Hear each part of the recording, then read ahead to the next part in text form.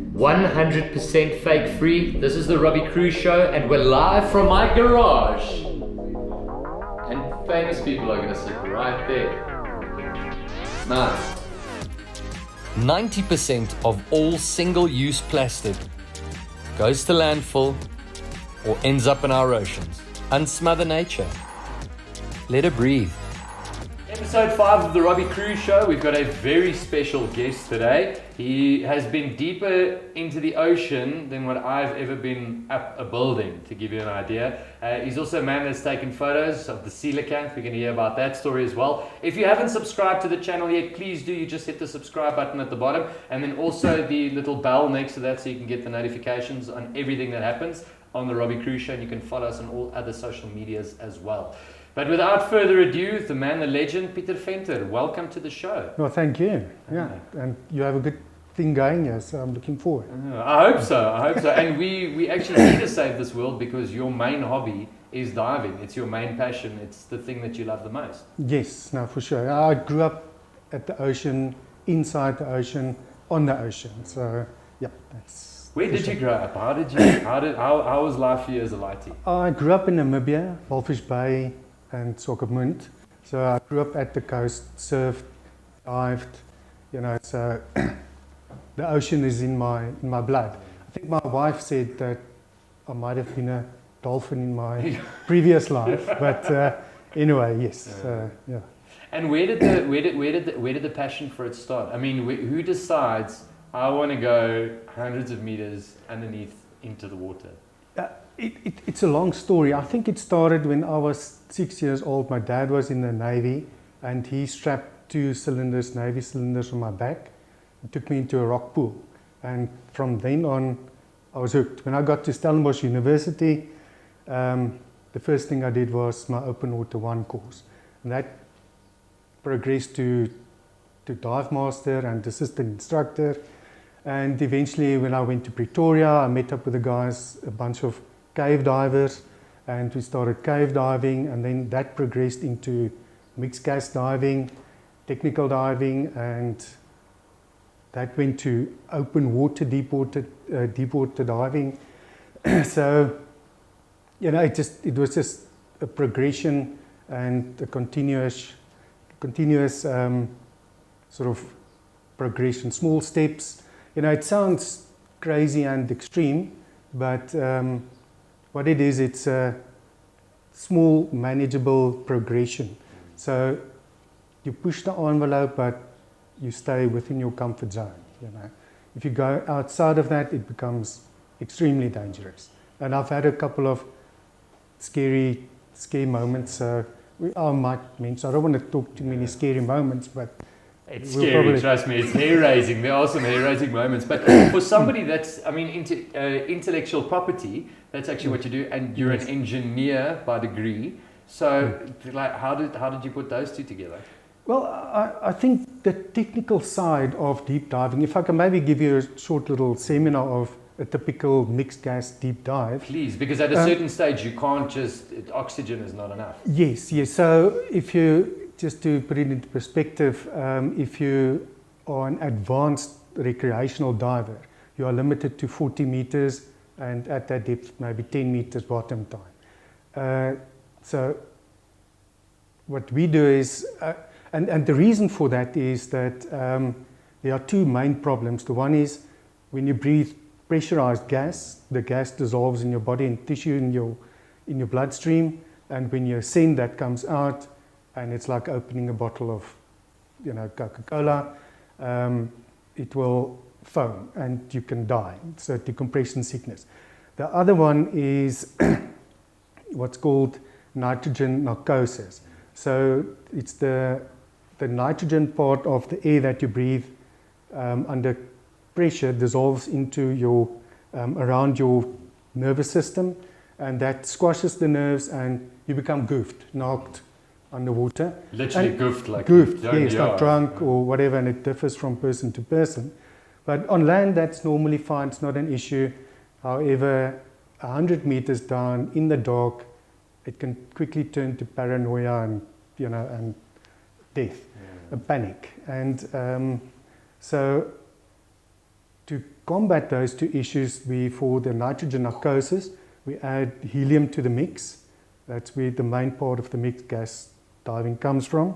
And helium is less narcotic, so you can push the depth much deeper for the same narcotic effect.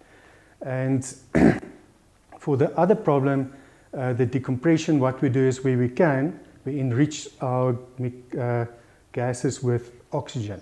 Oxygen lowers the nitrogen part, and also it helps the nitrogen to diffuse out safely. But then when you go deeper than 100 meters, there are other problems like oxygen toxicity, carbon dioxide buildup, the depths that my friend Gomez, we might talk about him later on, the depths that he dives, there's high pressure nervous syndrome, so then the helium then causes nervous problems. And so there are lots of other dangers. And of course, those deep dives, you have a ceiling. You have to do, just to put it into perspective, if you do a 100-meter dive at 15 minutes, the total dive time is about 4 hours. So you decompress for 3.5 hours. And that means there's a ceiling above your head. If you rise above that ceiling too early, that's it. Chances are you will die or you will be paralyzed. So it's a... And in the early days, those things were all very experimental and anecdotal. So we had to, work it out, work on old Navy, systems. And anyway, it's like trial and error. Error normally didn't work. I was about to say, no, you don't want to error a lot in that trial, but yeah. But in the beginning, it was like that. But yes, so the dives become quite complex. You need a lot of equipment. You have to be completely self-reliant, so all your equipment is doubled up. So if one system fails, you can switch over to another system. So it's double of everything. So a typical dive, what we did for the coelacanths, to 120 meters for 15 minutes bottom time, I would have 2 18-liter cylinders on my back, 2 11.4 travel gas, and then 2 decompression gases, mostly 80% oxygen. So it's 6 cylinders, 2 buoyancy compensators, 2 reels with buoys, because it's an open ocean, it's a free-floating dive, you can separate it from your buddies, and you have to be able to survive on your own. And the currents are strong. Some of the dives, we ended up 15 kilometers away from where we started diving, just floating in the current. Just the current taking you. So it's, once you're in the current, it's fine. If everybody floats together. But if someone ascends a little bit earlier than someone else, the current will take him away. And then you've got to be able to fend for yourself and do all your changes. That's it. But so when you mentioned coelacanth, let's get into that, the history of the coelacanth, because it's weird how you find a fascination for something like that. Like, yes. I'll be honest with you, but tell me a bit more about that. Just the coelacanth itself. It was thought to be extinct for millions of years, 9+ million years. Was the last dated fossil that they found, or the earliest fossil. So nobody considered that they could still be alive. And then in 1938, Marjorie Courtney Latimer found one of those fish. It was caught off the coast of East London. And the captain of the boat called her and said, she was from the J.L.B. Smith Institute, and called her and said, I have a strange fish. And she didn't immediately recognize what it was, but she realized it was something very unique. And she then helped to describe it, and then it was a huge, when they realized that it was a coelacanth, it made a big scientific uproar. And then in 1950, they caught one on the long line in the Comores, or in Madagascar or Comores, And then in the 80s, they were filmed underwater in Comores with a submarine at about 280 meters. So that wasn't a human, basically. That was an actual machine that they machine, sent down. Yes. No, there was someone inside. But still covered, Yes, and very deep. And they thought those were the South African coelacanths that the South African coelacanth that they caught in 1938 was a fluke or washed away. and they thought that the Comores had the only population. And obviously it was CITES 1, it's highly endangered, and and it still is, but to everybody's relief, the population is a little bit bigger and more widespread than we thought. Yes. So that's the history of the coelacanth, in short. And it just so happens that when I studied, I saw a little documentary of the coelacanth on National Geographic, I believe. So I had a vague idea what they looked like.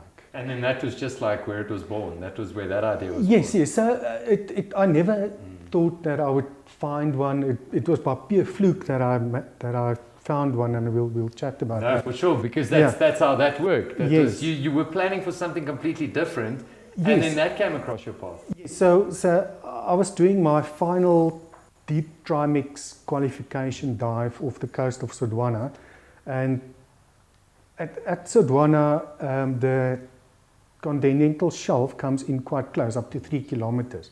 So So what happens there is the water, the sea bottom slopes down gradually to about 95 meters and then just drops into oblivion. And in that continental shelf, there are canyons that cut into this continental shelf. And it's in those canyons that we dived. That specific canyon was called Jessa Canyon. And so on that specific dive, I was a student, a noob. Anyway, it was my qualifying dives, and it was me, Pieter, Tim, and Etienne, and we descended down, and they were on the sand sort of bottom, and I was on the inside of the canyon, hovering above the abyss, and I did my checks, so my gases look fine, my pressures look fine. I got myself neutrally buoyant, and then I started looking around, and I saw Pieter, Tim, and the student. They had a small issue there. They were trying to sort that out there on the sand, and I had a helmet on with lights, and I started scanning the cliff face of the canyon, and there was a little light. It was like a pinkish light that kept on shining at me, and I decided I'll swim closer. And when I got there, it took me a while to realize what the hell I'm seeing here. It was a huge fish, about almost 2 meters long, and it was motionless, hovering, and it just looked strange. Big head, weird looking, tail fin. So the fins are like fins weird are leg-looking, like legs. Yes, it looks like exactly like legs. And I realized, shit, this is a coelacanth. So I freaked out. I swam over the top, went to go and fetch Pieter, Tim. He was, no, wait, he's busy with Etienne. And I said, no, come and have a look. That can wait. He can wait. Yeah. I dragged him over and into the cave, and then when I showed it to him, I said, look. And then I saw 2 more behind this one. So there were 3 in that specific cave. And he said yes, he saw it, and we went out, we fetched Etienne, and we started our ascent. And 3 hours later, when we got into the boat, I was, excited. I thought, geez, guys, do you realize what we saw? History, yeah. Yes. And we saw a coelacanth, and then Pieter, Tim said, no, I was knocked. Anyway, he thought it was potato bass, because the colors are similar. The shape is completely different, but the colors are, grey with white spots. Anyway, I kept saying, no, I'm certain. And you knew what you saw. Yes, you knew what you saw. It was clear to me. And anyway, that night around the fire, I said, I took my logbook and I drew a picture of the fish I saw. And when I showed it to everybody, Pieter, Tim, everybody went, oh my goodness, it could be, But we didn't have any photographic evidence or anything. So we decided, okay, we're going to just keep it quiet, not cause a ruckus, and come back in a month's time to get video. To actually get footage of it. Yes. Because now it's just your word against the world. Yes. So we decided to keep it quiet. So anyway, and as I said earlier, I'm still a diving noob, a deep diving noob. So we got experienced divers together, a team of 4, and the whole thing is a team effort. You have, say, 4 deep divers, and you will have 4 support divers who meet you when you ascend, if you have any problems, to try and help you. So it's not just you going down by yourself, obviously. You've got a whole massive team to set this whole thing up to go back down. Yes. So it's not although you dive like a solo dive, self-sufficient, it's a team effort to make the whole thing work. And anyway, so the 4 of us, Pieter was the skipper then, he dropped us off in exactly the same spot, and you swim down as fast as you can. It's 115 meters or 110 meters. So it's a long way down, and to avoid the currents at the top, you swim down as fast as you can.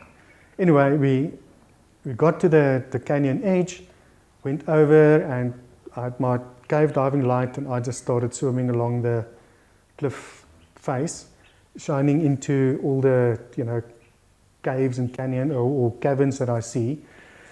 Anyway, and I was swimming fairly fast. We had about 12-15 minutes bottom time, and I was quite far ahead.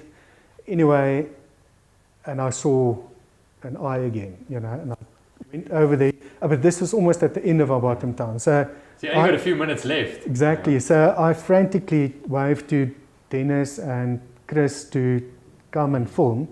Kruse got there first, and he filmed 3. Possibly the same 3, we don't know. Anyway, he filmed the 3, and Dennis also got there, and he also filmed. And we were then at the end of our bottom time, and I said we have to call the dive. We're going up, and like I said earlier, the ascent of the dive is a very dangerous, chaotic sort of time of the dive. The way we did it at that stage was, you would deploy a buoy with a reel, and the reel will be marked, say, the line will be marked at 60 meters, so you let this buoy go up, and when you see the colored part of the line, you block it, and it drags you to 60 meters where your first decompression stop is. And it's just bubbles, it's chaos. And during this ascent, it stabilized at 60 meters. I saw my buddy Gilbert was there, but I didn't see Kruse and Dennis. And they ran into trouble at some stage, rapid descent to the top, and they managed to save Kruse, take him down to 50 meters to redo his decompression stops. But Dennis said, no, he's not going down. Unfortunately, he died on that dive, which put the whole damper on this whole thing. We have the evidence, everything that we found them. Anyway, during this, sort of turmoil time, the footage was released, and then just all hell broke loose. And it was. And isn't that how also that I read a lot of marine protected areas, and that specifically became a marine protected area? Yes, it was a marine protected area before the time, but nobody really knew it, And so the nice thing about the discovery of the coelacanth was that they tightened up the legislation around it. It just shows the importance of marine protected areas, and because marine protected areas feed the rest of the ocean, which get stripped all the time by overfishing or just fishing or whatever, And so that was one very good consequence that came from that. And we got called for hundreds of interviews, radio, TV, National Geographic phoned. The then Minister of Environmental Affairs, Wale Musa, called me in for a news press release, and it was, I couldn't believe the interest in the coelacanth. There are a lot of fish nerds out there who just lost it. So which was quite. Did you guys then? I mean, what happened off of that? How did that then influence your career as a diver? The footage we had, we filmed with 2 cheap cameras that we scrounged from Big borrow steel, yes. yeah. So Channel 4 from the UK phoned me and they said they are working on a coelacanth documentary, but they couldn't get hold of any coelacanth footage, underwater footage. If I would be able to, supply this or provide that to them. And I said, of course, but we will need good cameras, we will need better, equipment to make it a little bit more, safely. And they said, no problem, how much do you want? Gave them a budget and We'll go for it. yes, and then a couple of months later we were back. And for that, because I'm still I was new in the game at that stage, I got Nuno Gomez in to help us with the planning of the dives and doing it more safely. And at that stage Nuno was the world record holder for the deepest cave dive in the world, which was 283 meters. Which is insane. So anyway, he knew what he was doing. He's just an amazing man. He got involved, and we did so many deep dives on the second expedition, safely, no incidents. Also, we got fantastic high definition footage of the coelacanths. It was a 3-week expedition, which was really fantastic.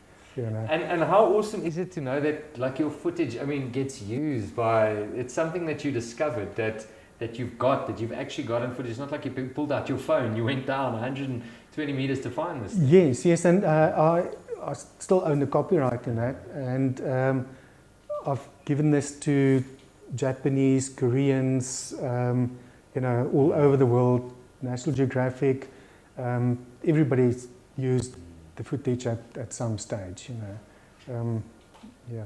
But I'm not plastic. It's something that's important to you. I know.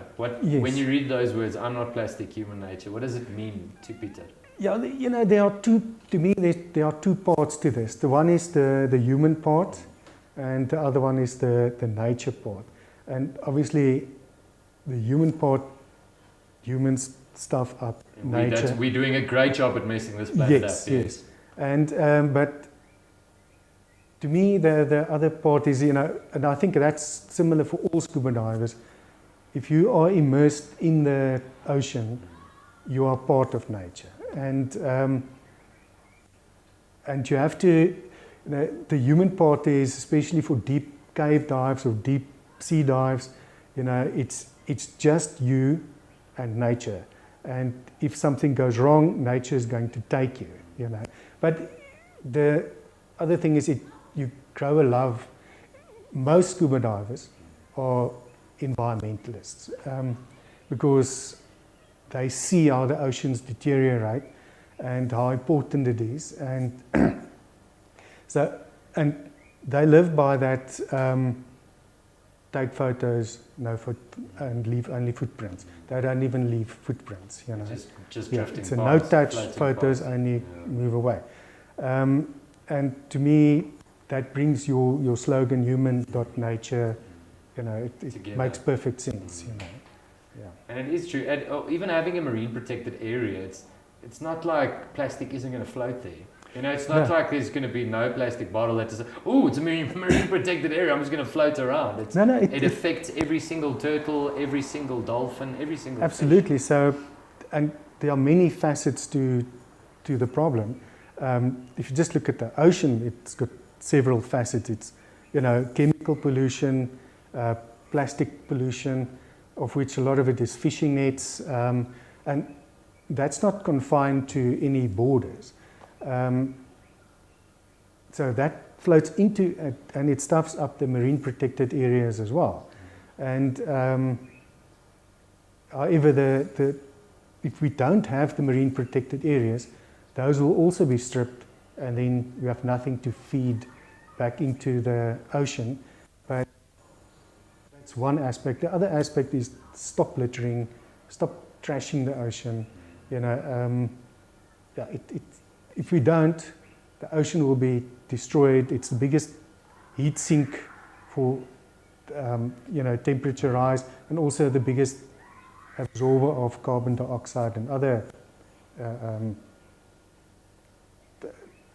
hothouse gases. But it's also, and it's in our best interest because it's our biggest ally when it comes to global warming, and that's what we exactly. we need It on absorbs our team. the heat and it absorbs the carbon dioxide. But if we kill it, then and temperature. It's carbon dioxide absorption is also temperature sensitive. Pieter, there's so much that I want to talk to you about. Nuno Gomez, still the deepest dives, bikini atolls. So I'm going to ask you to please come back onto the show, if you don't mind, if you're up here again. We are going to give you an I'm Not Plastic shirt. I like that shirt, but I think you'd look better in an I'm Not Plastic Of one. course, that's why I came. Thank you. You heard that all the guests on the show get one of these. So I think we're going to hook you up with one of these shirts. So and this one's actually perfect. It's one of our slogans, Unsmother Nature. So it's obviously I'm Not Plastic. And then Unsmother Nature, Let Her Breathe. I think that's quite a cool one. Perfect. Thanks a lot. That one's for you. Awesome. So the next time you come on, you're going to be wearing that one. Thank you very much for joining us. That's it for episode 5 of the Robbie Kruse Show. Catch this man back on the show because he's still got a lot of interesting stories to tell you. I'm Pieter Venter and I'm Not Plastic. This is our first ever guest that has flown up all the way from Cape Town to be with us today. Thank you very much on our I'm Not Plastic segment. Delise, thanks for being here. Thank you, it's a great pleasure. Please tell me, it's Kiapanande. That's right. There we go, I got it right first time. Where did this whole idea come from? Handmade artisan soap? Well, basically, you can say it was an act of desperation. It started with my last born child. He had a skin reaction to some products, and the pediatrician at the time recommended we move over to natural alternatives. So I took my last 50 Rand, I bought the ingredients, made my first bar of soap in a used Rama tub, and I fell in love with the art and discovered my life passion, and I haven't stopped making or using soap since. So yeah, because I made so much soap, I had lots of gifts into orders, and before I knew it, it was a business, and I was sitting in front of Robbie Kruse. Which is really cool. Nice. I'd love to say you've arrived, but you're going to arrive. Oprah is going to be big shows, don't worry. You said famous people are going to sit here, so. Famous people are sitting right I'm here. just But saying. this is incredible. Before we get to all of this, how incredible is it that your kid, your child, was the birth of this amazing brand, of this amazing thing? Yes. And just because they had a skin allergy to most other things. Yes, absolutely. It was a big eye-opener. At the time, we were already living a greener lifestyle, a more self-sustainable lifestyle, and this just opened up a whole new world for us in terms of what you put onto your skin. It is our largest organ. What we put onto it is just as important as what we put into our skin, in our bodies. And we're already collaborating with Kiapanande, so that's very interesting, very exciting actually. I'll let you zoom in just now, but I'm Not Plastic on your packaging, which I think is fantastic, and also on your op jou voorskoot, very nice. Proudly. I like it, that's incredible. But the decision to obviously to come up with flavors and things, you told me an interesting story about you had a cappuccino from a stall and you're like, I like that, I think we must make a soap of that. Yeah, so basically I don't really have a set range. I literally make whatever I feel inspired to make, when I feel inspired to make it. The good thing about nature is there's so much goodness in nature, there really isn't much improvement. So there's so much to use. So whenever I get a new ingredient or I feel inspired by a cup of cappuccino, I go like, hey, let's do something with it. So, and I love to collaborate with local farmers and local businesses, and whenever they have something usable for me, I like to collaborate with them and use it in my soap. And your packaging itself, it's also 100% compostable. Yes. Now that is a big thing for me. That was something I was saying from the beginning. I said, obviously we want to stay clear from plastic. I feel especially we as small business owners, we have such a big responsibility towards the community, We, at the end of the day, we determine what we put in the consumer's hands, what they take home and how they dispose of it. So I really feel that we need to step up and accept responsibility. I think it's incredible. I really think so. Thank you. What are the 3 things that your husband told you not to say, not to do wrong on this show when you're around? Talk fast, speak less, and not say the F word. That's not plastic for you right there. No. I like that. Everybody that knows me. Yeah. Not everybody watching, but everybody knows. Delise, what are you aiming to achieve? What's the goal with this? Where do you want to be in every hotel, just in shops, just at markets? No, I don't aim for that. I think at the end of the day, to me, the bigger focus is to lead by example, to show my children and people in my community that it's possible to make a difference where you are with what you have in your small circle, your family, your small business. You can make small changes that will have a big impact on your children's lives, on the world, and for generations to come. So to me, I don't aim to have a multi-billion-dollar corporation. I just want to live sustainable, live out my passion, and touch people's lives as we go. And well, you do. You're making soap. That's incredible. Yeah, but it's true. Really nice. So not being plastic is important to you, and obviously the future, we'll have no future if it's not for us and the decisions we make. And I like what you say. It's going, hey, this whole thing's compostable, but where are they going to put it? Where's it going to go? What are we going to do with this thing? It's probably going to end up in landfill anyway. So that's actually also the education and getting that across to someone. Yes, definitely. So yeah, to me, recycling is absolutely crucial. And also, I've started a big project now where I take used oil from restaurants and we recycle the oil, turn it into usable soap, because that is the main ingredient for soap. So 90% of that will be donated back to the community where it's most needed, like orphanages, old age home, and safe houses. We actually did our first recycled soap now, so that was really awesome. And did you ever think, you fell in love with it, like you said, soap? Yeah, it was literally in that little, I found my life's passion. It's beautiful. It's been beautiful. And husband, is he very supportive of it? Very. My husband and my children. But children he smells are actually good. He must smell good. Like yeah, they cappuccino one day, watermelon next day. Yeah. Well, my husband always what do you think about this one? He's like, no, this is my favorite. And then with the next one, what do you think of it? Like, this one is my favorite.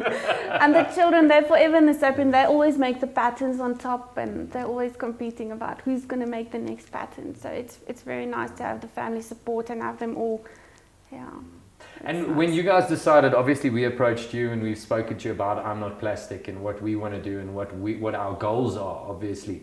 But when you read the words I'm Not Plastic, human nature, what does that mean to you? No, at the end of the day, we are an incorporated system. We live on this world, in the world, with the world. And we have to realize that. We have to give, as much as we take out, we have to give back in. And that's the way it works. So when I see I'm Not Plastic, I see, human.nature, that is it. We are part of nature, nature is part of us. And it's an integrated system. And the sooner we realize that, the better it will be for everybody. Where can we follow you? Where can we follow the journey? Where can we experience more of this? Where can we get hold of this fresh handmade soap? Okay, so we're on Instagram and Facebook, and we have a little lame excuse of a self-made website, but go check it out anyway. yeah. But I started focusing on local distributors more. So I've taken hands with quite a few online shops, because at the end of the day, it also gives them a chance to do business and earn a living. So we target small independent online shops as distributors. And we had lots of markets, and we're hoping to set up shop pretty soon. Delise, how do you come up with the different scents for your soaps? Okay, so it's all natural, no preservatives, no artificial colorants or scents. So like I said, I make whatever I feel when I feel inspired to do it. So I'll start from this side. This one has got coconut milk in it and lavender essential oil. Always a winner. Yeah. This one is actually made with paprika and rose geranium and neroli essential oil. This one contains activated charcoal and tea tree. It's very good for acne. This one has got carrots and turmeric juice in it with ylang ylang essential oil. Sure. It's a good coffee over here. I love my coffee. This is the cappuccino one. That's yeah. cappuccino one. And this one is actually honey and oats, and it's made with real honey from a honey farmer in Stellenbosch. And it doesn't. It's not overnight. You're not going to use it tomorrow morning. It takes a while to cure. Yes, it takes about 24 to 36 hours to make, and then 4 to 6 weeks to cure before you can use it. So like the red wine takes some time, eh? Yes. Kiapanande, where does the name come from for the artisan soapery? So that was actually a byproduct of my oldest child. She was bored the one day, and when this hobby started to transition into a business, we were thinking about names, and my child was bored, and I told her, no screen time for you, grab a pen, write your name in different ways. And she's like, Mom, it's only 4 letters. I said, well, make use a all plan, of our yeah. names then. I just scribbled on the paper, left it on the table, and my husband picked it up after a week. He's like, what's this? I said, no, that's Kira's. Like, she was bored. He's like, this is your name. I said, yeah, it's all of our names, dummy. He's like, no, this is your name. So it's actually all the members in our family, starting with the children. It's Kira, April, Aniken, and then my husband Andrew, and myself, Delise. Oh wow, Yeah. that's it. So, Whenever family business came to being, that's how definitely. that works. So it's part of course, you know. It just reminds me always why I'm doing it. So it's really awesome. You continue to mention family. That's very important to you, eh? Yeah, definitely. So shout out to the family. Tell them. Yay. Hallo. Hallo, 50 randjies vir jou. Mama het net een keer gevloek vanaand. Sê. Nog 50 Ja, nog randjies vir 50 jou. randjies vir jou. Oh, but Elise, thank you very much for coming in. We look It's been forward an to absolute pleasure. obviously collaborating with you guys. But all the best for Kiapanande. Thank you. I'm sure that the sky is the limit for you This guys. is only the beginning. This is only the beginning. Double watch this space. You double watch this. Awesome. Thank you. I'm Delise Sanderson, owner and master creator of Kiapanande Artisan Soapery, and I'm not plastic.